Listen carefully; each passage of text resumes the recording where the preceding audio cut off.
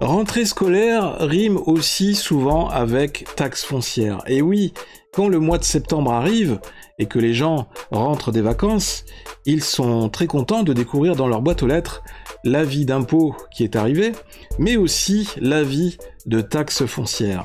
Ah!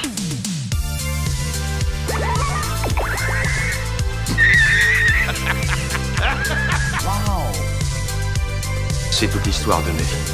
Plus besoin de coquillage. Parlera en présence de ton avocat. Toc toc. Vous savez que vous avez un problème de comportement. Ah! S'il peut saigner, on peut le tuer. Bienvenue à vous sur la TV 42, je suis DosGeek, vous regardez la dose de geek. Au cas où vous ne l'auriez pas remarqué, c'est la rentrée, et qui dit rentrée dit aussi courrier, facture à payer qui arrive dans la boîte aux lettres, et évidemment l'avis de taxe foncière. Ça arrive en général au mois de septembre ou au mois d'octobre, ça dépend de votre commune, de la région dans laquelle vous êtes.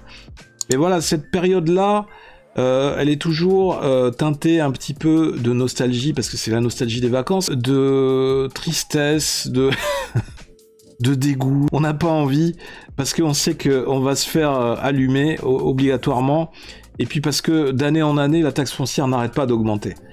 Et à chaque fois, on sait qu'on va devoir payer toujours plus. Et ça c'est pas cool. C'est honteux. Il y a de plus en plus de monde qui commence à être un peu énervé, à être un peu en colère par rapport à tout ce qu'il faut payer à longueur d'année. Et c'est aussi pour ça que pour les dernières élections, les gens étaient assez remontés. On doit payer toujours plus d'impôts, toujours plus de taxes. On est taxé dans tous les sens. On est d'ailleurs un des pays d'Europe, si ce n'est du monde, où la population est la plus imposée, la plus taxée, et dans lequel, en fait, les services publics sont de moins en moins présents, enfin tendent à être réduits de plus en plus. D'où cette question, où va cet argent? Où va cet argent public? Et récemment d'ailleurs, on a eu ce rapport de la Cour des comptes qui pointe du doigt une nouvelle augmentation du déficit public, n'est-ce pas? Résultat de la politique économique du gouvernement Macron, et notamment de notre ministre de l'économie qui est un génie en la matière, en tout cas un génie de l'écriture, Bruno Le Maire, qui se surnomme lui-même Hermès, le messager qui va guider les morts aux enfers. Le déficit public de la France, aujourd'hui, a explosé. On est aujourd'hui, je crois, à 6%, presque 6% du PIB, alors que normalement, on devrait se rapprocher, on devrait être autour des 3% si on devait suivre les exigences de l'Union européenne. Il manque, grosso modo, aujourd'hui, 15 milliards d'euros dans le budget de la France. Et si on réfléchit bien, ça correspond à peu près à la même somme qu'on a donnée pour aider l'Ukraine, pour financer la guerre de l'Ukraine contre la Russie. Énormément d'argent qui est parti en fumée, que les Français ne verront pas, ne verront jamais, pour lequel ils se sont saignés pour payer, mais pour avoir toujours moins de services publics. Et donc cette vidéo est intéressante dans le sens où, eh bien, c'est un énième témoignage d'un de nos compatriotes qui est en colère, notamment après la hausse de la taxe foncière, puisque c'est encore une fois quelque chose qui est révoltant dans cette société, c'est-à-dire que on nous demande de payer toujours plus, on est victime de l'inflation, on doit subir cette inflation galopante, la résultante des mauvaises décisions, des mauvais choix stratégiques de nos gouvernants, que ce soit en matière d'économie, en matière de politique extérieure, de géopolitique. On subit les conséquences de cette guerre absurde entre l'Ukraine et la Russie. Si vous avez déjà regardé les vidéos précédentes sur cette chaîne, vous connaissez à peu près ma position sur ce conflit. Dès le départ, j'étais, et je suis toujours pour rechercher par le dialogue des solutions de paix avant tout, et ne pas partir dans une escalade vers la guerre, vers la confrontation. Nos gouvernants politiques, aussi bien nationaux que européens, ont tout fait, avec l'appui de l'OTAN qui est soutenu par les États-Unis, pour envenimer la situation, enchaîner provocation après provocation vers la Russie, et pour soutenir l'Ukraine dans sa volonté de provoquer un conflit armé avec la Russie. Alors que tout le monde savait depuis le début que ce rapport de force était totalement inégal, un rapport de force totalement déséquilibré. Mais revenons au sujet qui nous intéresse aujourd'hui, c'est-à-dire la taxe foncière. Mais vous verrez que tout est lié, c'est-à-dire que c'est de l'économie tout simplement. La fiscalité, c'est lié à l'économie, c'est lié à la politique, c'est lié à tellement de choses. C'est un petit peu comme un château de cartes, c'est-à-dire que quand on enlève une carte à un endroit, eh bien ça fragilise le château, tout le château, et on a le risque que tout le château de cartes s'écroule. Ben avec la taxe foncière, c'est ça, c'est-à-dire que à un moment donné, 2 ou 3 ans en arrière, l'État, enfin en tout cas le gouvernement, a décidé de réduire les dotations, de réduire les aides publiques aux communes, et a décidé aussi de supprimer la taxe d'habitation, qui comprenait aussi la redevance télé. Il n'était plus justifié, évidemment, puisque beaucoup de Français ont choisi de ne plus regarder la télé française, en tout cas les chaînes du service public. La qualité du service n'était pas au rendez-vous, et que ça ne justifiait pas que on paye une redevance pour financer ce service public, en tout cas ce service public audiovisuel, qui était là pour servir à la fois un discours de propagande étatique, mais aussi pour nous délivrer de la sous-culture, puisqu'il faut reconnaître que depuis des années, la qualité des programmes s'est fortement dégradée. Ça ne justifie plus de devoir payer 600 ou 700 euros par poste de télé dans une maison pour financer ces chaînes de télé dans la production de ces contenus qui ne sont plus qualitatifs. Chien surpris sur X qui nous dit « La taxe foncière, c'est un scam étatique qui s'est bien installé dans nos consciences collectives. Les classes moyennes sont essorées comme jamais, et à chaque fois, tous les ans, au mois de septembre, octobre, à la même période, au moment de l'avis de la taxe foncière, la question se pose. Je ferai un texte vous expliquant en quoi le fautif c'est l'État et personne d'autre. Donc on va lire la vidéo. Je suis tombé sur pas mal de vidéos de personnes qui ont vu leur taxe d'habitation augmenter et qui se plaignaient de la somme qu'ils avaient à payer. Et du coup, j'ai regardé la mienne. Alors je vous fais le récap, hein, et vous allez me dire si vous trouvez ça abusé, vous aussi. Un appartement dans un bâtiment des années 70, situé dans la ville de Dijon, qui n'est pas au centre-ville, qui est dans les petits quartiers à côté, mais tout de même proche du centre-ville, on va dire 15 minutes à pied. C'est un T3 de 78 mètres carrés.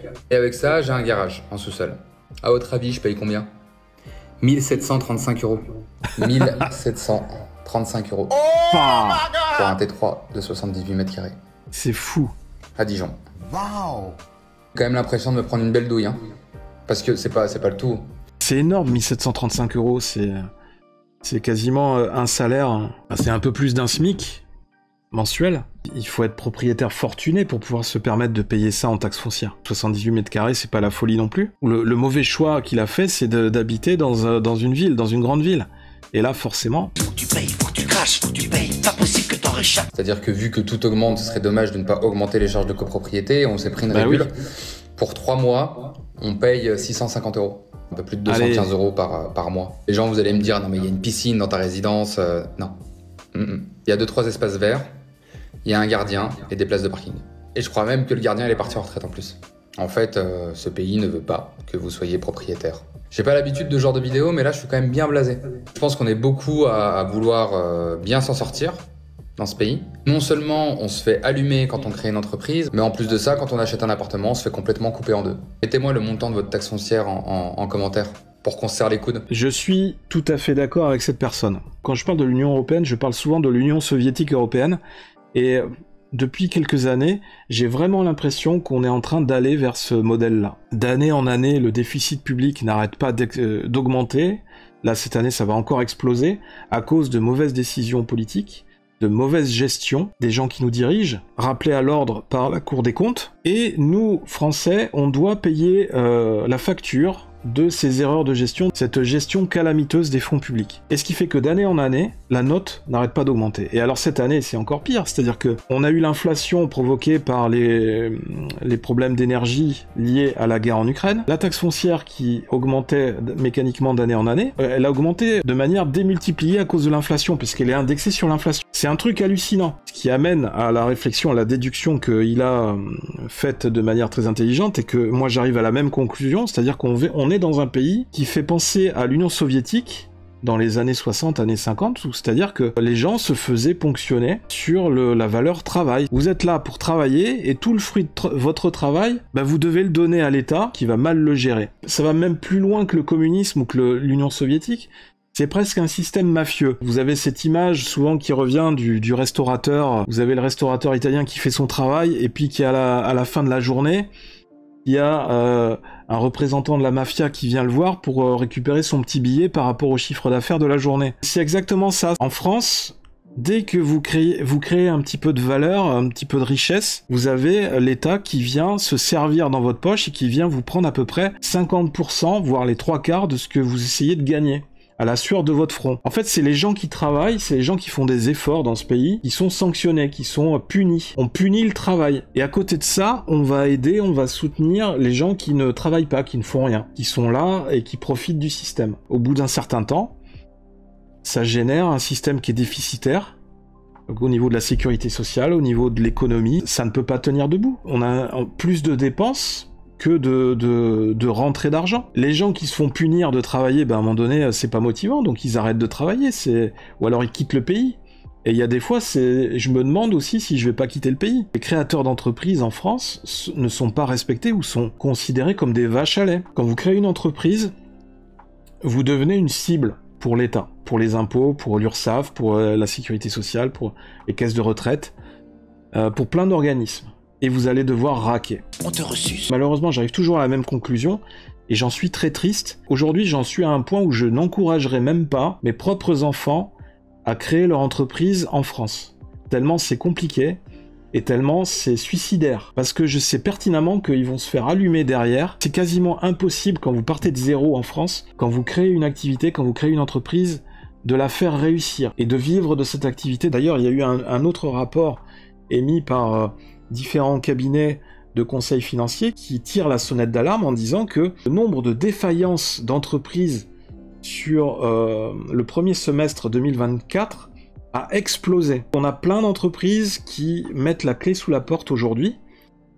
Tout ça, ça a été accentué par le prêt PGE pendant le Covid, auquel l'État les a forcés à souscrire pour pouvoir traverser la crise, puisque l'État, évidemment, ne pouvait pas donner de l'argent comme ça à volonté de manière illimitée. La seule solution que le gouvernement Macron a trouvée pour aider les entreprises à traverser la crise, en tout cas les petites entreprises, ça a été de leur proposer de s'endetter encore plus en souscrivant un prêt PGE, un prêt de trésorerie. Sauf que, évidemment, l'activité économique n'est jamais revenue au même niveau qu'avant la crise Covid. Ces contraintes sanitaires qui n'avaient aucun sens et ce confinement forcé. Et ce qui fait qu'aujourd'hui, on a plein d'entreprises qui sont en situation de défaillance, qui ne peuvent plus rembourser ce prêt PGE. Il n'y a plus d'activité. Plus le fait que les taux d'imposition, les taxes, tout ça, les charges, elles, sont toujours là. C'est une fuite en avant, et jusqu'au moment où il y a des entreprises qui disent stop et qui ne peuvent plus continuer. Et donc la taxe foncière, c'est un exemple de plus de cette absurdité en matière de fiscalité, de cette injustice que les Français, en tout cas la majorité des Français, doivent subir. Ça, c'est le résultat d'une politique de gauche, toujours plus de taxes et de recettes fiscales pour combler les dépenses et la dette qu'ils ont eux-mêmes créées. Bienvenue dans le communisme 2.0. Voilà, c'est ce que je disais. Et surtout, faire croire au peuple que c'est lui le responsable, alors que nous ne décidons de rien. Les taxes foncières varient toujours en fonction de la commune, mais pas que. Ce qui ne veut pas dire que les communes décident de leur part de taxes. La nuance est là. Même si, sur le principe, la taxe foncière est une arnaque, mais l'État français lui-même est une arnaque en soi. Je suis un peu d'accord. Oui, ils ne veulent pas de propriétaires de la classe moyenne en France. En plus du crédit, on est taxé du droit d'être semi-propriétaire. Franchement, ce pays part vraiment en coronesse. On est clairement asphyxié. Les bases de la taxe foncière sont déterminées par le fisc. Ensuite, l'État a affamé les communes et les contraint à faire exploser les seuls impôts qu'elles contrôlaient. Nous sommes des esclaves. Become rat. Alors il y a Jourdan qui nous dit certes, il y a des défauts, mais il faut réfléchir, le financement de l'État se fait par la fiscalisation des revenus, des biens et de certains services plus ou moins légitimes. Après, les taux et les usages sont probablement à réviser, mais ceci est la clé de la civilisation. Tu peux continuer à augmenter par exemple la TVA, même à 50%, augmenter le prix de l'essence à 5 € le litre, tu auras toujours des gens pour te dire oui mais c'est un mal nécessaire, donc je vais faire l'effort quand même de payer parce que c'est pour le bien de la communauté, de la collectivité. On nous dit qu'il faut payer, donc on va continuer à payer, c'est comme ça. C'est cela, même si s'ils doivent crever, ils vont continuer à suivre ce qu'on leur demande de faire. 54% de taux de prélèvement obligatoire. On est à la faillite de notre civilisation. Bienvenue en ère soviétique 2.0. Alors ça me rassure parce que je suis pas le tout seul à le dire. Alors que faire? Se barrer? On va où? N'oublions pas qu'Apophis arrive. Ça veut dire quoi, ça? Se barrer est une solution, mais il y a aussi la solution de contester individuellement au regard de ses droits constitutionnels. Oui, mais contester, ça marche pas. J'ai déjà fait... J'ai lu un truc, c'est que à partir de 75 ans, tu as le droit de demander à être exonéré de la taxe foncière. What the fuck? Déjà, il faut tenir jusqu'à 75 ans. C'est un truc de malade.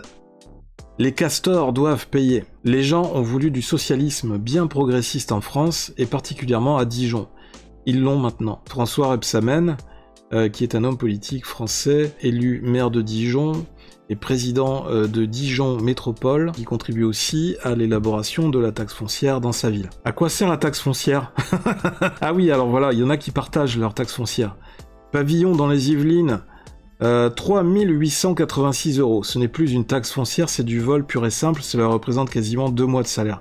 C'est scandaleux. Pavillon banlieue Île-de-France, soit 3 mois de SMIC net, 4 270 €, mais c'est un truc de malade. Wow. Vivre à Paris, en région parisienne, même maintenant, faut être riche. Ma femme et moi travaillons, on fait 35 000 € à l'année, les deux cumulés. On est propriétaire et on a 0 aide, ni pour la rentrée des enfants, ni pour les garder, ni pour le logement, l'électricité, la bouffe, hors de prix. On paye tout de notre salaire et au final, il reste rien. C'est un peu mon cas, hein. On est dans la classe moyenne, on est dans la tranche qui n'a pas de chance en fait, qui est la plus maltraitée. C'est-à-dire on est dans la tranche, la masse laborieuse, celle qui travaille. Il y a encore un minimum d'honnêteté morale, qui n'a plus droit à rien au niveau des aides sociales. Parce que, bah, évidemment, on est juste au-dessus des critères. Par contre, c'est sur lesquels on tape le plus. On n'a pas des niveaux de salaire hyper élevés, enfin, en tout cas, aussi élevés que la classe politique, ou en tout cas que certains politiques, ou certains parlementaires. Je rappelle que certains députés touchent quand même un salaire de 9 000 € par mois, je crois, plus des indemnités, pour lesquelles ils ont voté des augmentations il y a pas longtemps. Mais nous, la classe moyenne, les augmentations de salaire, non, il y en a pas. Je l'ai reçu hier, 300 € de plus que l'année dernière à Lyon. Oh là là. Ça augmente tous les ans et c'est un truc de malade. Je m'attends aussi à avoir la mauvaise surprise. Je m'attends à avoir une petite augmentation.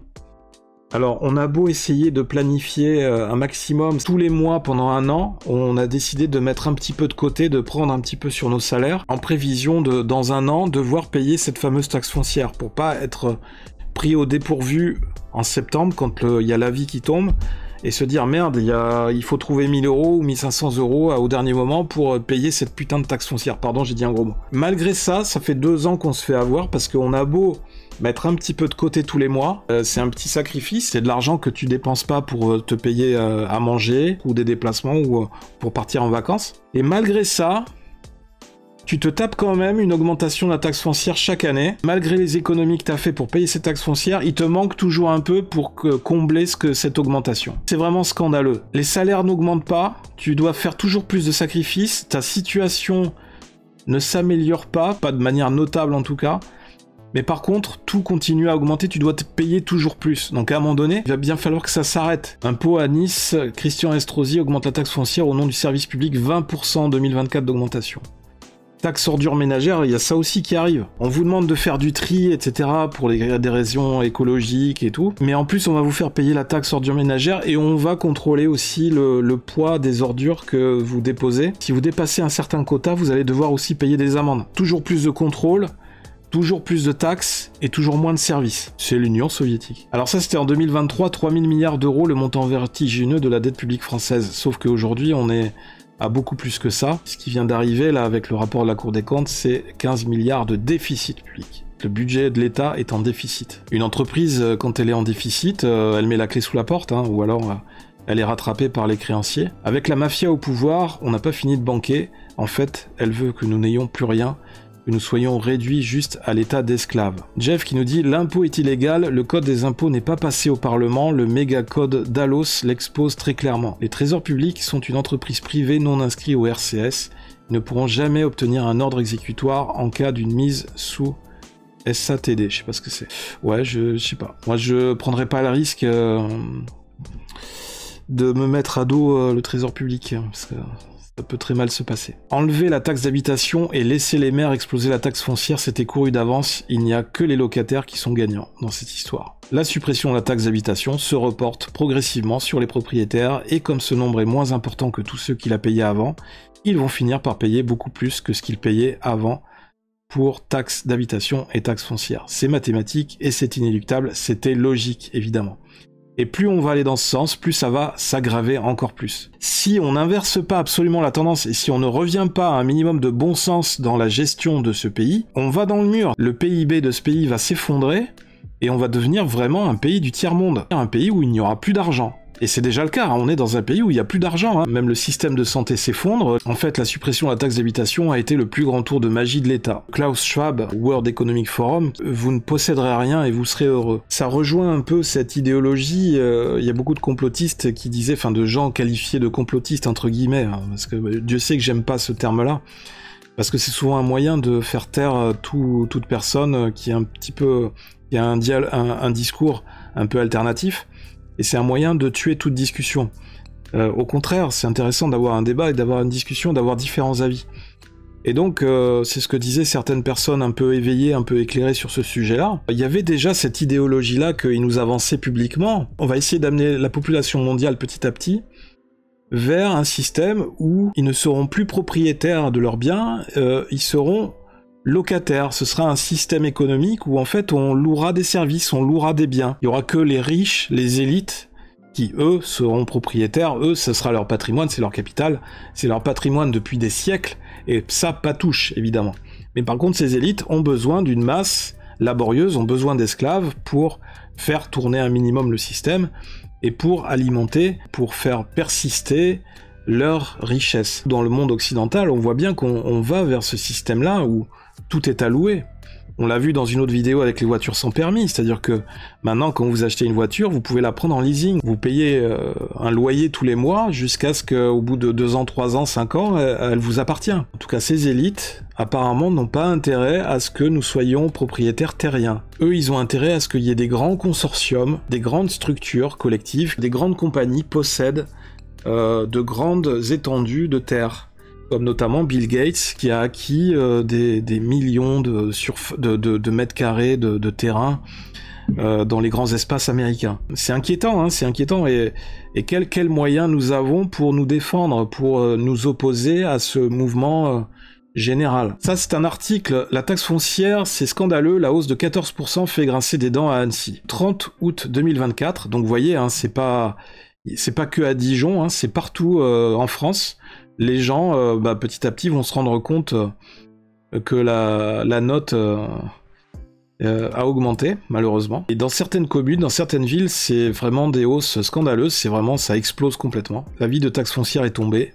À Annecy, les propriétaires ont vu son montant augmenter de 14% en moyenne, provoquant l'incompréhension et la colère de certains habitants. Qu'est-ce que les gens attendent pour se bouger, pour aller dans la rue et pour virer les gens qui nous gouvernent et qui prennent toutes ces mauvaises décisions, qui votent des lois et des règles qui vont à l'encontre des intérêts de la population. Parce que l'État, c'est nous, c'est les gens qui payent, c'est les administrés, c'est les citoyens. On ne peut pas les laisser faire, les laisser continuer à nous assommer comme ça, avec des taxes qui ne s'arrêtent jamais, qui continuent à augmenter indéfiniment. À cette augmentation s'ajoute une autre hausse de 3,9% appliquée sur l'ensemble du territoire, correspondant à la revalorisation des bases locatives, dont le montant est indexé sur l'inflation. Plus il y aura de l'inflation, plus la taxe foncière va augmenter. Je vous rassure, si jamais l'inflation baisse, si les prix baissent à un moment donné, on revient à une situation là normale, à mon avis, la taxe foncière, elle baissera pas. Et une fois que c'est fait, hein, on revient pas en arrière. Ad vitam aeternam. Alors le premier adjoint aux finances de la commune, il dit quand même « On reste sur l'un des taux d'imposition les plus faibles de France, dans le top 3 des villes de plus de 100 000 habitants. Cela représente environ 4 à 5 euros d'augmentation mensuelle pour un T1 à Annecy et jusqu'à 16 euros par mois pour une maison à Pringy. » Donc ça va, hein. Les gens qui se plaignent... C'est honteux. Un pur scandale pour l'opposition. Et pas que, hein, on n'est pas forcément obligé d'être dans l'opposition pour trouver ça scandaleux. C'était intéressant de revenir sur cette question-là. Question qui va revenir tous les ans, toujours à la même période, au mois de septembre. On verra peut-être en 2025 si on est toujours là et si la taxe foncière a encore augmenté. Vous avez mon avis hein, là-dessus, sur la question. Je trouve que c'est vraiment scandaleux et je sais pas où ça va s'arrêter. Donnez-moi vos réactions dans les commentaires de cette vidéo, dites-moi ce que vous en pensez. Quel est le montant de votre taxe foncière chez vous? Qu'on rigole un peu.